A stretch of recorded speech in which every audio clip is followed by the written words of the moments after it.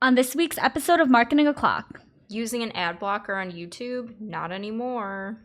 We'll have to NBC if Twitter's new CEO can repair its relationship with advertisers. And Microsoft is bringing a whole slew of new features to chat.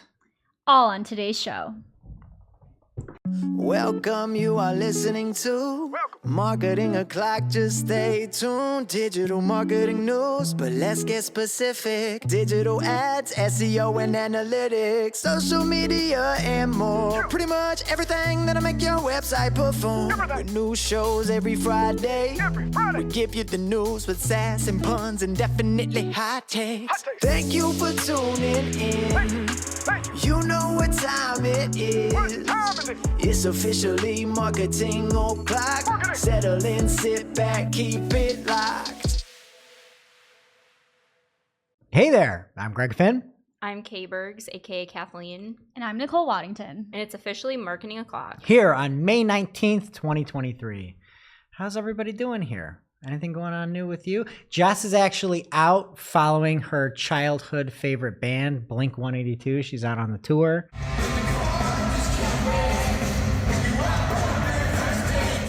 So we have the wonderful K-Bergs. Thanks for stepping in today.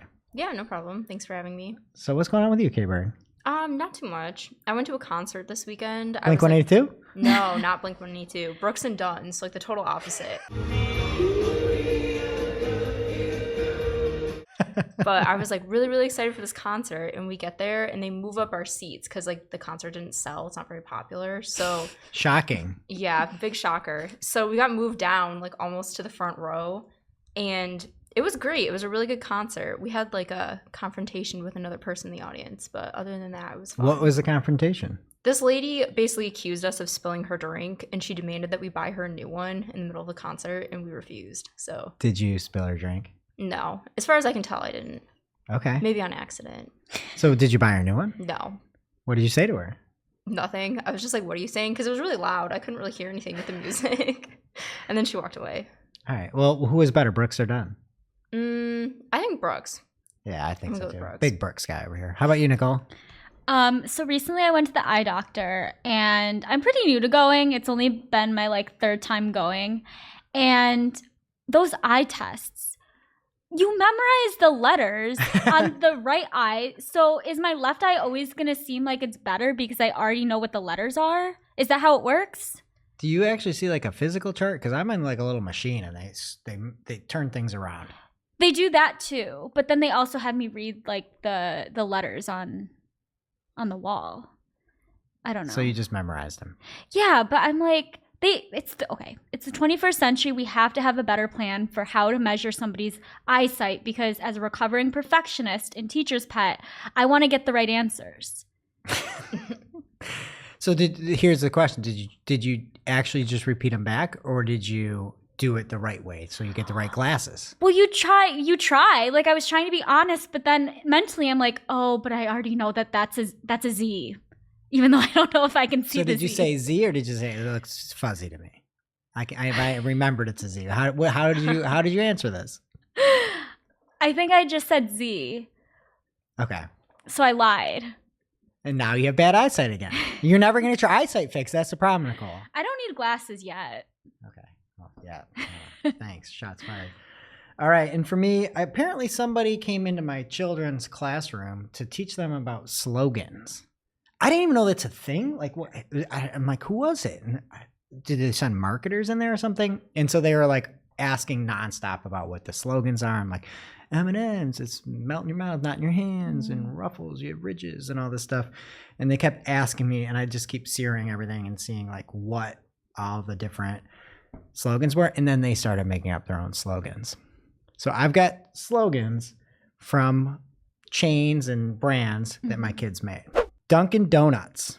It's really bad. They hate Dunkin' Donuts. Ben Affleck would disagree. Okay. Staples. We only sell Staples. We passed by Jimmy John's and they're like, what is the slogan? I'm like, it's Jimmy John's. I had to look it up. Freakishly fast is the name. And they go, I've got a better slogan. Jimmy John's.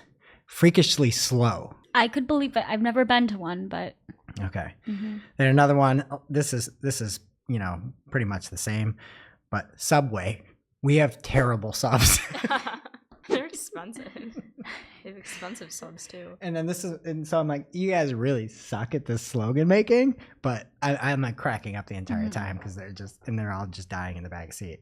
And then this was my favorite one ever. Arby's. Nobody's even going there.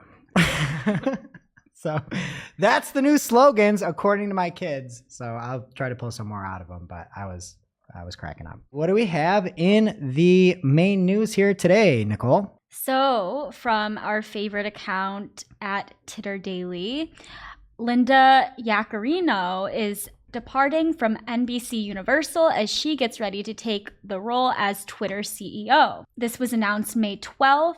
And NBC Universal announced her leaving the company effective immediately. Mark Marshall, the current president, advertising sales and client partnerships, will be interim chairman of NBC Universal's advertising and partnership group, reporting to Mark Lazarus, chairman of NBC Universal Television and Streaming. So when this was announced, Elon, of course, tweeted, "I'm excited to welcome Linda Yaccarino as the new CEO of Twitter." And she replied to him saying, "Thank you, Elon Musk. I've long been inspired by your vision to create a brighter future. I'm excited to help bring this vision to Twitter and transform this business together."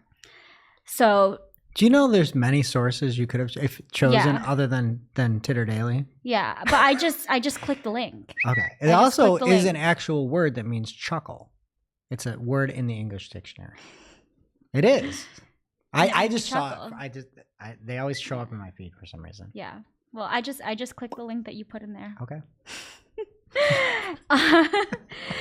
So some background, she has a lot of experience in the advertising industry, nicknamed the Velvet Hammer for her negotiating power. I love that. Velvet Hammer?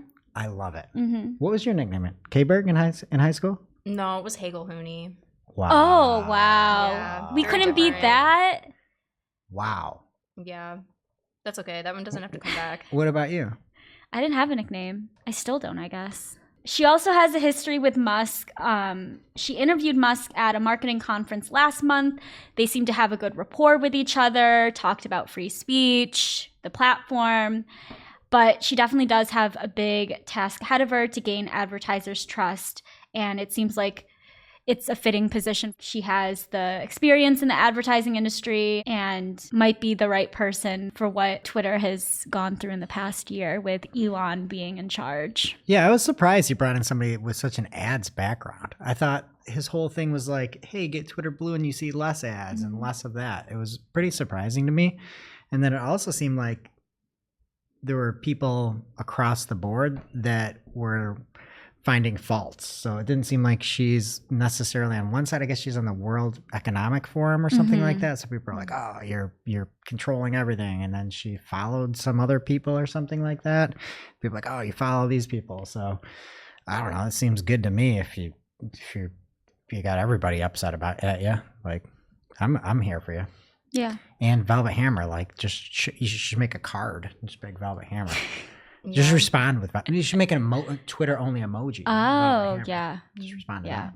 Okay, and we've got a bunch of chat and AI news in search engines here this week. A lot of new updates for Microsoft's conversational chat. One of the big things that you're going to be able to see now is chat history. So you can tap on a clock icon and see your existing chat, the activity. It's saved for 90 days. Unless you set it for a longer time period.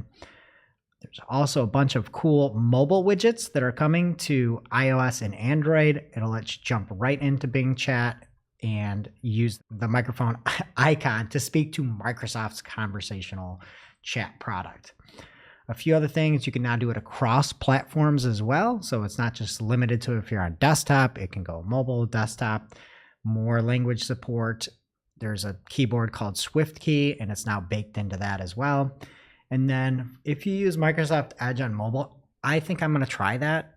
I'm new to Apple. I don't really think Safari's good. I'm just trying not to use Chrome anymore.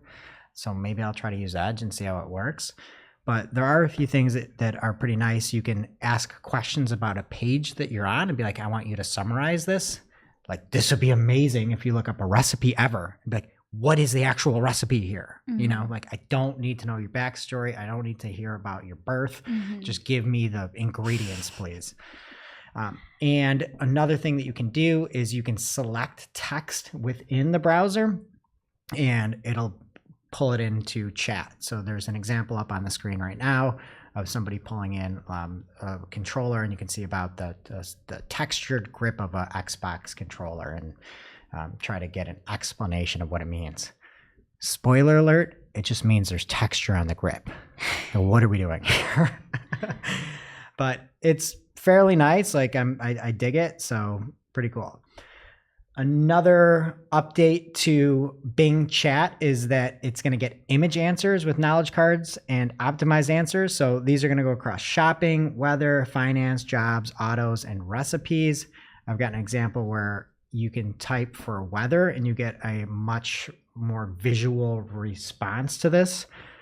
Of note, I've lived for the past 20 years without weather in my life, and weather has just come into my life. I downloaded a weather app. This is big. I know. I thought you didn't believe in weather. I don't, but like I have to know temperatures because I have to put my kids in the right clothing. And we live in like a weird climate where you can never get the precipitation right, but the temperature is usually like sort of accurate. Like Florida, they know how to do weather down there. They're like, there's a thunderstorm coming for 2 hours, like chill out, and then it's going to be gone. Here, they'll be like, it's 100% chance to rain, and there will be sun out. And they'll be like, oh, it's the world's biggest snowstorm, and then it will be sun out. It's ridiculous. So I used to work these jobs where they're all outside, and I had to call in, and I'd look and I'd see it's going to be a rainstorm. I don't have to work tonight. And then it would be sunny, and it would ruin my day because I just made plans with people. So that's why I hate weather, and I just live. But now I'm back on weather. So maybe I'll use on my Edge browser on mobile, Bing Chat to give me the weather. And then there's another example of somebody searching for a capybara, and you can see that really cool, like almost infography knowledge panel that Bing has been working on.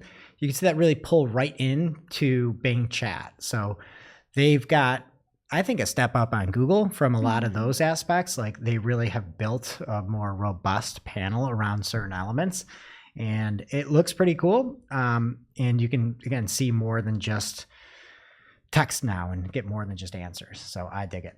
All right. And on the Google front, we had recorded right after Google I/O, and some more information has come out from the SVP over at Google, a PDF that was called A New Way to Search with Generative AI, an overview of SGE.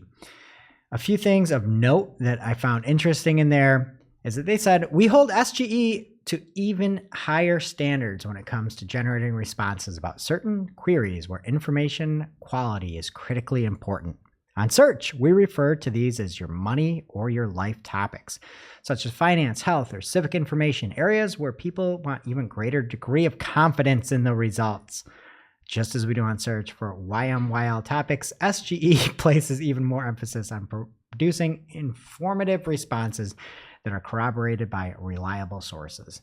So we see a lot of the same elements from standard or traditional SEO, especially when it comes to things that could really impact people fiscally or from their health standpoint. So YMYL confirmed to be a factor, I'd say, in the way that SGE is going to display content. Another element, they go into advertisements a little bit more. And I thought this was interesting as well. They say, with SGE, search ads will continue to appear in dedicated ad slots throughout the page. In this new experience, advertisers will continue to have the opportunity to reach potential customers, blah, blah, blah. But they're saying it's a specific slot. They are not talking about, at any point now, integrating it into the generative AI experience. It's still very much on the outset. And they go on to go even further on that point, saying, as always, we're committed to transparency when making ads distinguishable from organic search results. When search ads do appear, they will continue to feature our clear and transparent ad labels with a sponsored label in bold black text. And then one last thing that I thought was funny is they say known limitations section in this PDF. And one of the known limitations is just the word hallucination. It says hallucination. Like all LLM or language learning models based experiences, SGE may sometimes misrepresent facts or inaccurately identify insights. Just hallucinate. It's just out there. Oh, just had a hallucination. But I recommend if you're really interested, the PDF has a good bit of information in there, and go check it out. Head on over to see our show notes at community.marketingoclock.com or marketingoclock.com/newsletter. Now it's time for this week's Take of the Week. This is a hashtag fire digital marketing take with extra spice served up for you. We simply deliver the take for your consumption. We give no opinions. We don't influence. You make the call. This week's Take of the Week comes from Samara Hart at PixSim on Twitter. This, I'm going to say pre-nominee for Take of the Year before I even hear it. Samara says, "Thank you, Google Ads, for this amazing recommendation. I am sure this will help my client sell more swimming pool installation jobs. Question face. This is a well-seasoned account with over 10 years of conversion data accrual. How many examples do we need to show Google to explain that these recommendations are complete garbage? I feel bad for advertisers who have auto-apply left on because they can't locate how to turn it off. If you're one of them, let me know and I will help you turn them off. No charge." What a nice person, Samara. And the recommendation from Google Ads is to add a new keyword. The keyword to add is an exact match keyword. So that's kind of good, right? How bad could it be? Here's the query. Can you go swimming on your period? Very relevant. Very relevant. What are the odds that somebody that is looking for this is going to install a pool? Yeah, probably slim to none. Now it's time for this week's ICYMI. ICYMI, people. This is something you just might not have seen. Maybe something that you overlooked, but you shouldn't have. ICYMI this week comes from Mike Adams at Michael Glena on Twitter. He says, PSA, Google is quietly killing third-party appointment booking services like Calendly in favor of their own newly launched competitor. And of course, this spam prevention measure doesn't apply to meetings booked through their own new competitive software, which naturally doesn't support any video meeting options but Meet. Eye roll emoji. What changed? Google recently auto-opted in most users to default to not showing third-party invites in Calendar unless the booker has previously emailed the host, which defeats the point of booking software, or they explicitly accept the invite in email, which is a massive point of friction. It's causing major issues for us at Grain HQ, where users book time and assume all is well, but accidentally miss meetings because it never appeared on their calendar. It still shows as normal on the booking owner's end. These moves are so blatantly anti-competitive and anti-consumer, all under the guise of spam prevention, which they could easily manage for Google accounts using third-party booking software. Any chance at FTC/the Justice Department gets involved to protect consumers? This is just super annoying because I definitely use that integration too with third parties to when I book like appointments or fitness classes, and yeah, people are going to miss a ton of meetings because of this. And then he even links to Rachel Wood's tweet, who said that this auto-opt setting caused her to miss 2 meetings so far. So now it's time for this week's Pew Pew Lightning Round. At this point in the show, we split up our content into 3 parts: paid, organic, and social. First up in paid this week from Gil Gildner at Gil Gildner on Twitter. He says, if you're using maximize conversions as bidding strategy for branded campaigns, be careful because Google is okay with spending as much as it wants.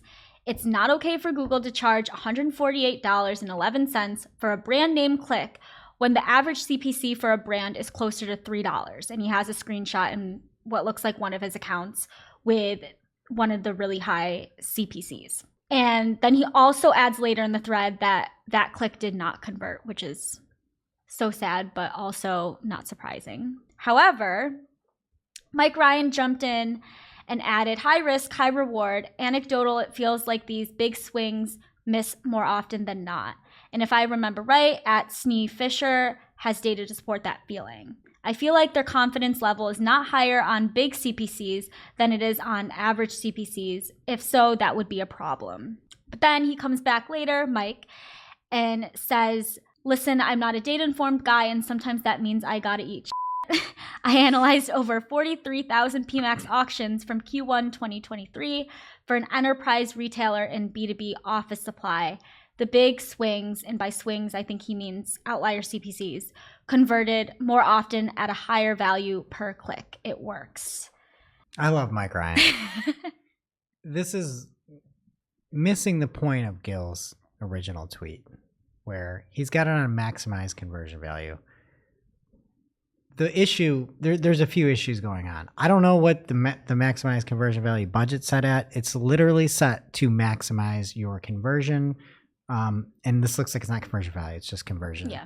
If you have $150 left in a day and it can just spend all that, I don't think you should honestly use maximize conversions anymore. It doesn't work nearly as well as it did before. It doesn't maximize conversion value, doesn't work nearly as well as it does before. It seems like Google is moving away from that for some reason. But if you use maximize conversions, you need to have a super tight budget. It just doesn't work without it. And you still could use a portfolio bid strategy, put in max CPC and have a reasonable ROAS or something like that too. Like, the problem is this is branded term that we're looking at. And what the hell are we doing with the big swing and a miss that's $145 over the average CPC?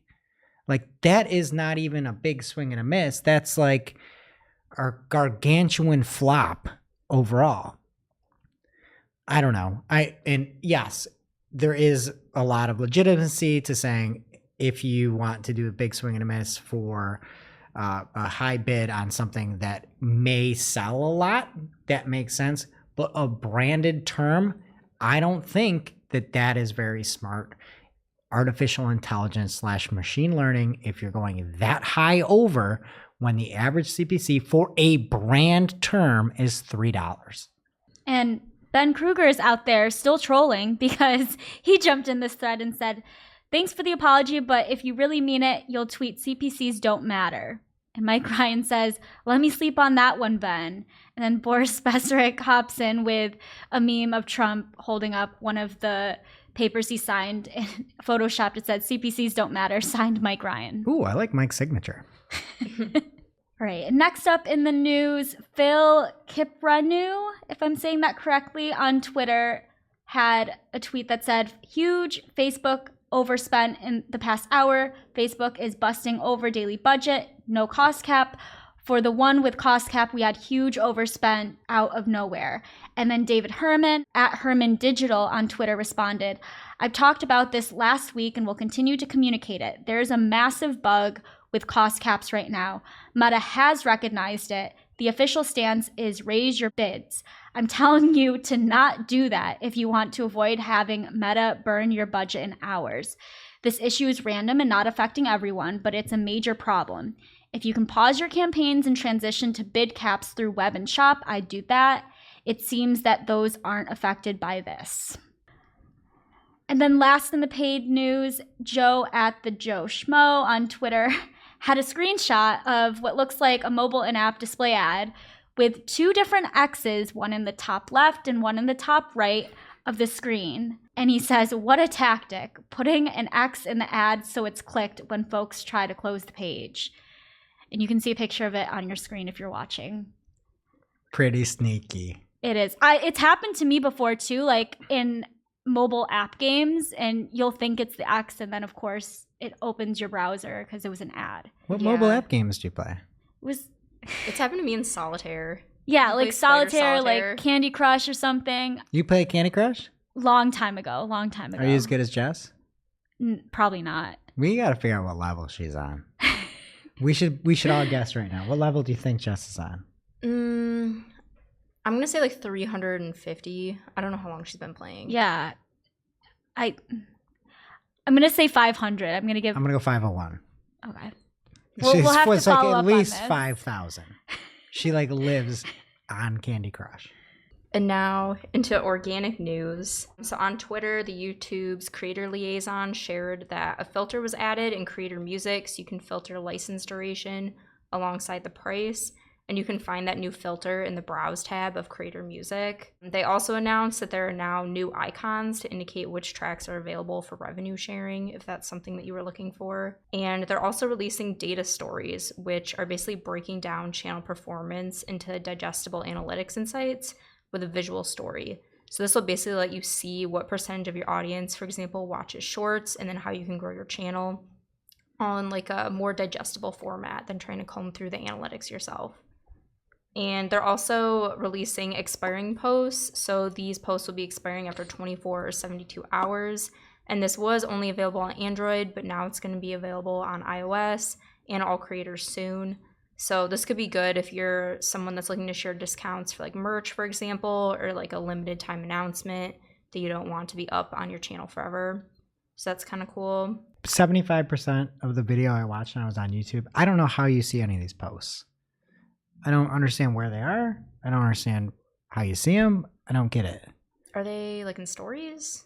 Like in that section? In shorts? Or yeah, in shorts. Or do you ever see like the cards like that YouTubers will post? Like if they're taking a week off or something, they'll leave like a card. No, Have you ever seen that? no, I haven't. Okay. But what I think it's cool if anybody can find them and you could be like, hey, there's a sale, and you just start at 72 hours before it ends. That's pretty cool. And then Yeah. it just goes away. I like that, but I just don't know how you ever see them. Yeah, I don't know. And then the last cool feature that they announced is that creators can now tag and pin products to mobile live streams before or during the live stream, which I thought was pretty cool. So that'll release like a really immersive experience for people that are watching your live stream. K-Bergs, did you watch this video? This video? Yeah. Yeah, I did. We need to have a talk, YouTube creators. Your job is literally YouTube. This video, I was afraid. This looks like a hostage video. This is a hostage video. Look at how terrible the screen is on this. He doesn't look like he wants to be there. It's overly dark. It's got like a sheet in the back. This video quality is terrible. Like, you're YouTube. You need to do better than this. This Yeah. reminds me of like 2015 like science videos that they would force us to watch Yeah. instead of teaching. I know what you're talking about. Like super bad production, Same energy. screen grabs. Yeah, same It- energy of the guy here. It's so bad. But you look at something like this where like there's a little effort in there, but I mean this is not YouTube quality video. This is like something you see on Live Leak, you know? Like Yeah. this is bad. But then you look at something like Elon Musk, at least he uses the darn platform. You know, like he's in there, he's using it the right way, he's getting people talking about his stupid tweets. Like he's using it the right way, and then you look at this and it's like you're sent back in time. You know, I don't even know how many pixels there are here, like 12? Maybe he's doing it in his basement. Yeah, I'm just works glad from it's his basement, not somewhere else. Up next in organic news, an article in Android Police by Dallas Thomas shared that ad blockers are now not allowed on YouTube. So I guess a user in Reddit reported that they saw this pop-up that said exactly that, ad blockers are not allowed on YouTube.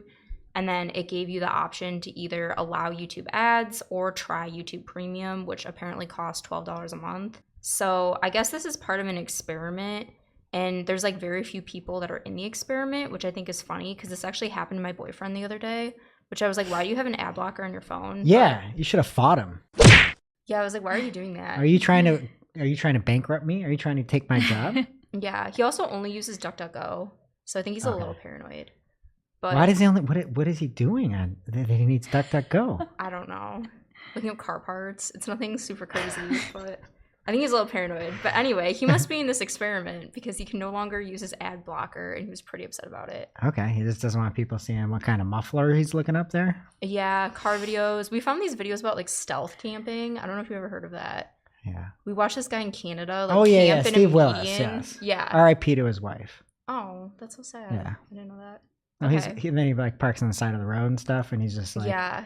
And he's always like, hunker down. And then I've talked about him before on the show, but he's always like, it's time to eat, boys. And he like goes and he's got like he's like, I just got some ground beef. And then he gets like raw potato. It looks so disgusting. Like, but he loves it and he's happy. And I'm not going to yuck his yum. I'm happy he's happy. Yeah. No, I'm glad he's doing it because then I can watch him do it and I don't have to do it. So Your boyfriend's just hitting that fire button on DuckDuckGo, getting rid of all those chassis he's looking up. So next up, an article in Search Engine Land that was written by Karina Sarango, if I'm pronouncing that correctly. She said that Amazon plans to add generative AI to its search experience, just like everybody else. So in this article, they say that Amazon is hiring with the goal of making generative AI part of its product search experience. So for the job details that they're looking for, they're specifically searching for promising talent in software engineering and search marketing to reimagine search and create a seamless experience on their e-commerce platform. So according to their listing, this will be a once-in-a-generation transformation for search, which sounds pretty big. So the changes could significantly impact how products are found and purchased. And as Greg put a note in here, how about just creating accurate search? I want Bezos on the blower, because every time you search something now, you'll type in something that like fit this car, right? Let's say I want something. You have to like vet all the sponsor stuff. None of it matches well. Like and then you have to scroll down to get to the Amazon choice. I just want good results. I don't care if it's generative AI. I don't care what the hell it is. I just want real results. Like half the time you buy something and you're like type it in and it doesn't actually match the description of it, but it matches the whatever broad match they've got. And the products are like all the same. I don't know if you noticed that, but it'll be like 10 different people selling the exact same thing. Yeah. And it's like, if you don't want that thing, then you got to like scroll all the way through and it's not there. Next in organic news, another Search Engine Land article. This one was by Barry Schwartz. And it looks like the related topics search filter feature is rolling out on Google Desktop. So this was available on mobile for a while, and now it's coming to desktop computers near you. So look out for that. And something you can do with it, we talked about it here internally, is if there is a major term that you're sort of going after, or there's a ton of volume that you see on there, you're going to see all these filters, and there might be the example that's on screen right now says dinner ideas. And then you can see some of the things you usually would think of, like vegetarian, healthy, family. But then there's something like quick family, right? And that might be something where you're like, oh, people are going to search for dinner ideas. That's an easy filter that somebody can go on. And then there's going to be more search volume for something like quick family, right? So quick family dinner ideas. So that might be something that can help you make more content around what some of these filters could be, because there's going to be more searches that are offshoots of the original search there. So take some of your broad ideas, put it in, and there's going to be more and more, obviously mobile and now desktop. So don't miss that opportunity. So finally, in organic news, Joe DeBazio, power listener of the show, wrote an article on LinkedIn about Copilot and Microsoft Clarity.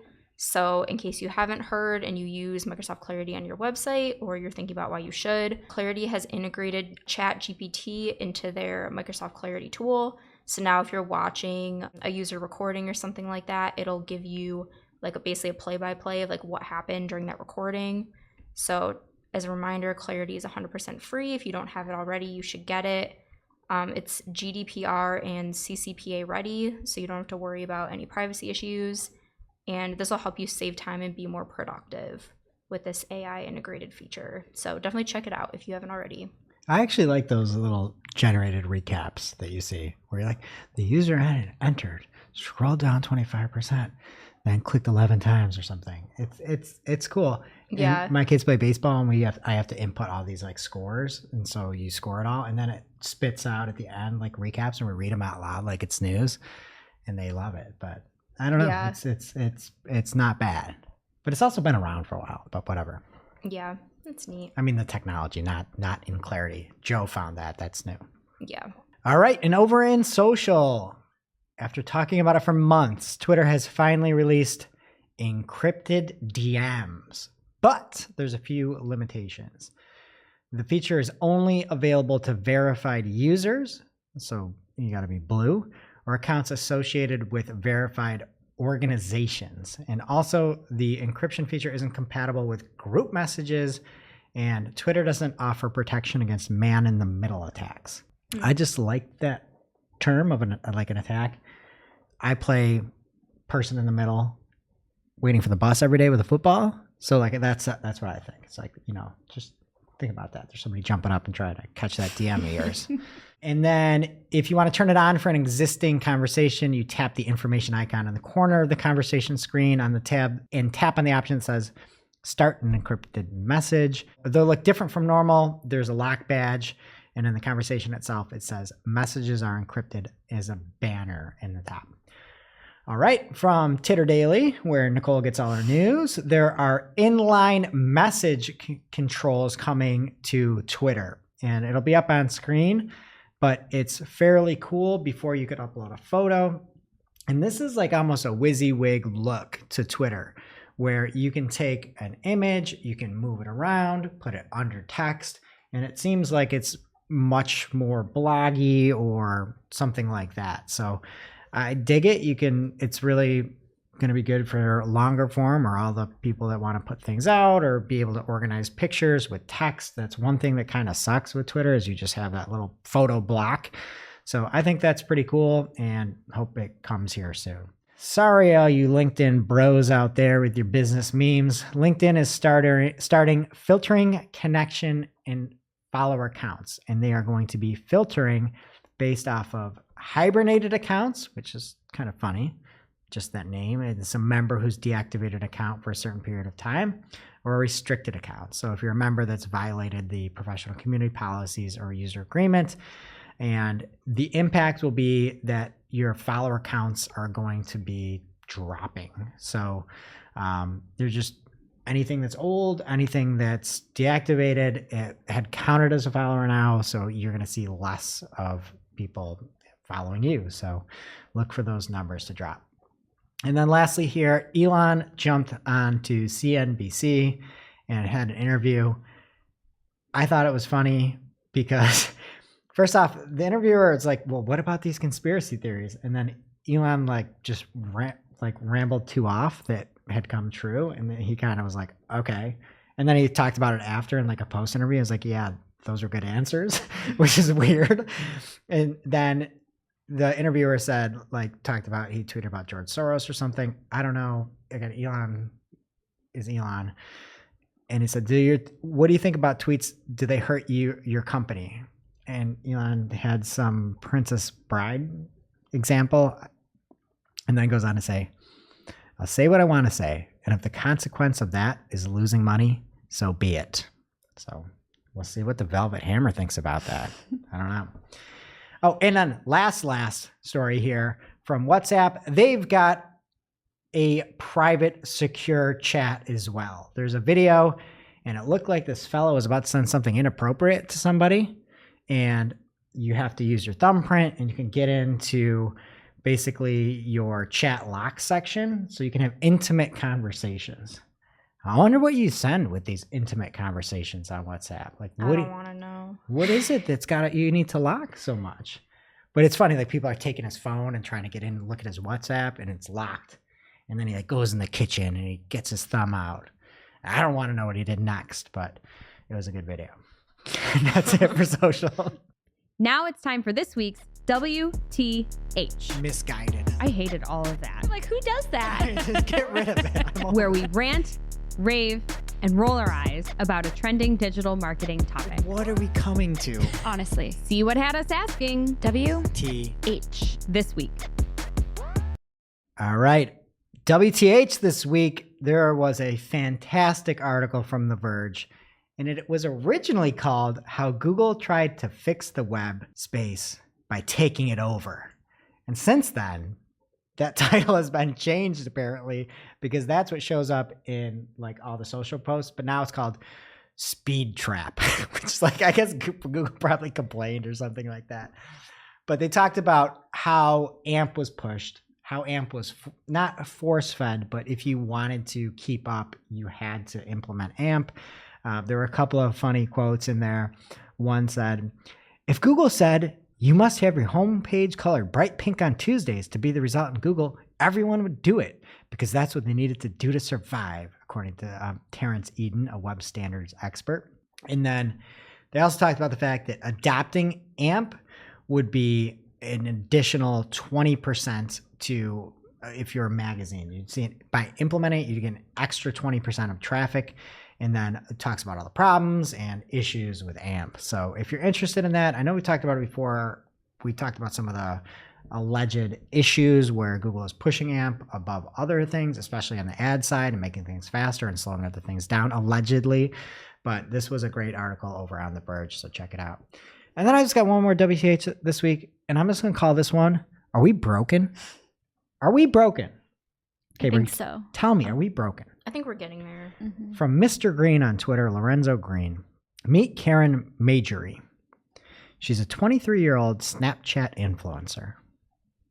She made an AI version of herself, Karen AI. You can chat with her AI bot for $1 a minute. She made $71,610 this week. She says she could earn $5 million a month. Things are about to get weird. And then after this post, I think it went up another 500%. What is the allure to a chatbot? And I guess it took There's a loneliness epidemic, apparently. But this is weird. It's like Her, the movie. Yeah. You ever seen that? Yeah. No. It's a What's good that movie. about? It is a good movie. He falls in love with Scarlett Johansson's AI robot. Oh. Yeah. Oh no. This is incredible that she's made that much. And I guess it had a lot of learning, like there's 20,000 hours of video or something. But like, it's just a Honestly, machine, you idiots. That's pretty impressive though. Like she did this herself. Like she set up the machine. Oh, she, I don't know like, about vetted that. Videos. Okay. I think she's an influencer. Mhm. She doesn't influence me clearly, but I think it just took her content and made it. So Yeah. Honestly, if that's how you can make money, get money.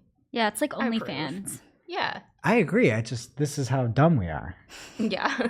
So are we broken? Yes or no? Yes. Yeah, I think so. Okay. But it's okay. I concur. And that brings us to our real life segment. Straight out of our accounts and into your ear holes. It's time for Working Hard or Hardly Working, where we talk about what's going on in our IRL work, good, bad, or otherwise. This week, working hard or hardly working. What is it for you, Greg? For me, there's something hardly working. It drives me crazy every time I do it. In Google Ads in the web interface, when you're trying to filter, you have to filter by campaign name. That's what it is. When you use Google Ads Editor, there is no campaign name. There's just name. So when you type in campaign, nothing shows up in Google Ads Editor. When on the web, you can't type in name because there's something called bid type name that shows up first, and it drives me crazy. I have to be like, I'm on web, it's a campaign name. I'm on desktop, I'm on the editor, it's just name, and it just drives me crazy all the time. Why wouldn't you just make those the same things? It's harder to make two of them for everybody. Sounds like a struggle. It is. I think the last 2 weeks, what's been working very hard for me is ChatGPT for regex expressions. So I was building a Looker Studio report and needed to create all of these regex expressions with different keywords. And it would have taken me probably hours to do this by myself just because there was like hundreds and hundreds of keywords. And I just stuck it all into ChatGPT and it did it for me and it was really nice. I guess there's a limit though. So I tried to put in over 1,000 keywords at once and it didn't like that. It said it couldn't answer me because I just gave it too much. Are you using the Pro API version? No, I was just using the regular ChatGPT. We can build something for it. Okay, cool. And for me this week, working hard is Google Ads Editor. I don't know why I didn't think of this before, but we were going through and auditing some of the RSAs and trying to bring all of the RSAs up to either good or excellent ad strength. And if you build out that RSA in Editor, there's a button you can click that says check ad strength. And it just checks it for you right away. And it's much quicker, I feel like, than using the desktop version, which just is too much going on, too much AI to look at. Editor's much more simple and streamlined. Wait, your desktop version is slow? Who would have thought? Oh, and one more, working hard, Tables. Tables put together a tutorial coming out. We previewed it last week or talked about it. It's going to be live by the time this is out there. It's going to be in the tutorials playlist on our Marketing Class channel. Go subscribe, check it out, give us some feedback. We really appreciate it. And now for this week's Cool Tool. As a reminder, our Cool Tool segment is not an official endorsement or paid mention. We're simply sharing something we found in our travels that may be of use to our listeners. And is really, really cool. All right, and this week's Cool Tool is brought to you by Matt Navarra, who shared a listicle on Twitter from keyhole.co of 10 free and paid LinkedIn analytics tools. So check out this list of platforms to help you track valuable performance metrics on your LinkedIn page and campaign performance. As always, we'll have the link in our newsletter, marketingoclock.com/newsletter, as well as on our Discord, community.marketingoclock.com. So pick your poison and check it out. Now it's time for our must-read marketing article of the week. An article so advanced, so in-depth, so detailed that we simply cannot cover it in its entirety on today's show. This week's must-read marketing article of the week comes from SEMrush, aka SEMrush, aka SEMrush, and it's called The State of Search 2023 by Marcus Tober. This isn't a listicle or a listies. This is a infographic that's pretty awesome and very beautifully done. It talks about some SERP volatility and monthly trends. There are some kind of like plot graphs that show a bunch of the different updates and some of the impact that they've had, talking about click-through rates. And I thought a fun fact from here says that only 1 in 5 searches led to a click on the first result in 2022. Takes a look at organic clicks, 0 clicks, paid clicks, all that good stuff. So thank you, Marcus. And now onto our playlist of curated songs to work to, which you can find over at playlist.marketingoclock.com. What's going on our Spotify Marketing O playlist this week, Greg? Dream On by Aerosmith. I'm not a big Aerosmith guy, but that song I support it. So my choice for this week would be My Maria because I just saw the concert. So What is My Maria? it's a Brooks and Dunn song. Okay, by Brooks and Dunn. Yeah. All right, that does it for today's show. It is now officially not Marketing O'Clock. Thanks for listening. We miss you already. Can't wait to see you next week. Thanks for listening to Marketing O'Clock. If you're looking for more information on today's topics, head over to marketingoclock.com/newsletter to receive every single article we covered. We share the news as it breaks in our Discord community. Head over to community.marketingoclock.com to join. Welcome to this week's Shootin the Heck, where after our famous Friday news shows, we don't talk about marketing anymore. We just Shoot the heck. And this week, we're playing everybody but my favorite game. Not my favorite game this week, but it's trivia. And it's trivia about golf because golf has overtaken my town. Yes. The PGA There's tournament. the PGA tournament in my town. I'm not going to be able to do anything. I'm not going to get out of my house. I'm going to have to leave 2 hours early for baseball games. And that's all I'm thinking about is how to avoid this cluster F that's in my town for the PGA championship. So we have golf trivia. Okay. All right. And you can watch it. It's at Oak Hill if you want. I don't know where you watch it, but you can figure it out yourself. Okay. An interesting fact. Golf was the first sport played where? Was it Scotland? I'm going to give that to you because it was where it was invented, but I was going for a more abstract answer, but I worded the question terribly. So you get the point, K-Berg. It was played on the moon. Assuming we made it to the moon, Heather. What? How is that was played on related the to moon. Scotland? It actually started in Scotland. I worded the see. question Yeah. terribly. But I didn't know you actually knew it was in Scotland. Are you like a big golfer? No, I feel like I just know like random facts like that from like TV. So apparently, I think it was Buzz Aldrin when he was up on the moon. They brought that little buggy up there and they recorded live transmission from 200,000 miles away live to the Earth. And apparently they played golf up there too. Pretty cool. All right. The longest hole in one was shot from how many yards away? And you don't have to ring in. Everybody give a number. So who wants to go first? I'll go first. Tables. I'm going to say 340 yards. Okay.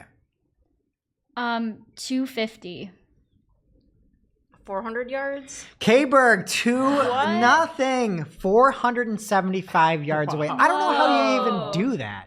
No, It must be like just a total incline I wonder down. if it's on YouTube. Yeah. So K-Berg has 2. And the next question. According to shapefit.com, if a 190-pound golfer walks across the course, they don't say what course it is, he or she will burn how many calories per hour? Okay. Course. How many calories do you burn in an hour of walking? 120. Tables. 150. K-Berg. We'll go with 135. Interesting strategic choice. Mm-hmm. Like- Tables gets the win. It's 431 calories per hour. So Tables Wow. has 1, K-Berg has Walking 2. an Does that hour. include like carrying the bag, or do you have someone else carry the bag? Oh, I didn't factor that in. I thought we Yeah. were just walking. Yeah, You that's know what I what? thought. I'm going to direct you to shapefit.com for that answer. Okay. What are the chances of making 2 holes in 1 in a single round of golf? Tables. Tables. Are we doing percentages here? I'm going to say it's a 2% chance. 1 out of. I'm going to do 250 again. 1 out of 250. People I don't are freaking out right now. Okay, go. I'll Kate. say like 3 out of 10, I guess. Okay, so I'm just going to recap this quick. Table says that the odds that you get 2 holes in 1 in 1 round of golf is 1 out of 50. Nicole is saying it's 1 out of 10, correct? 1 out of 250. Oh, 250. Yeah. Sorry, 1 out of 250. Yeah, like it's really rare. And then Yeah. K-Berg said it's 1 out of 3.3. No, I said No. 3 out of 10. I did the math. Okay. Right? Okay. That, I'll take that- your Yeah. word for it. Okay. Okay. So the actual answer, Nicole gets the point because the odds that you get 2 holes in 1 in a round is 1 out of 67 million.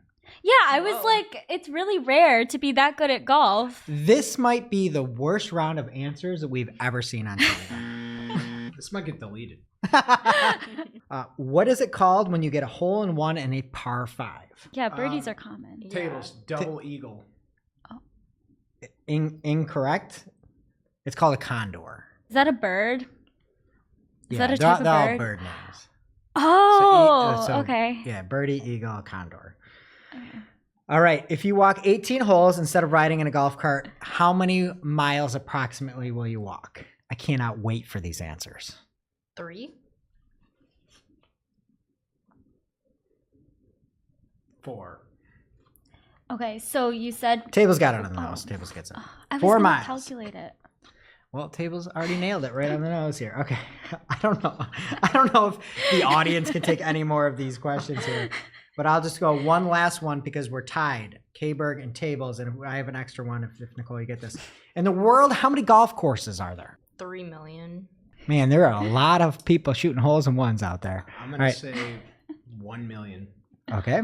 1 million. That's a lot of. Okay. That's a lot of yards. We have 3 million. We have 1 million. 50,000. Nicole gets it. 34,000 golf courses. That's it? What? So we are tied. We have to go to the tiebreaker here. The longest hole in the world is the 7th hole at the Sano course at the Sasuke Golf Club in Japan, measuring how many yards? Tables. Tables. 850.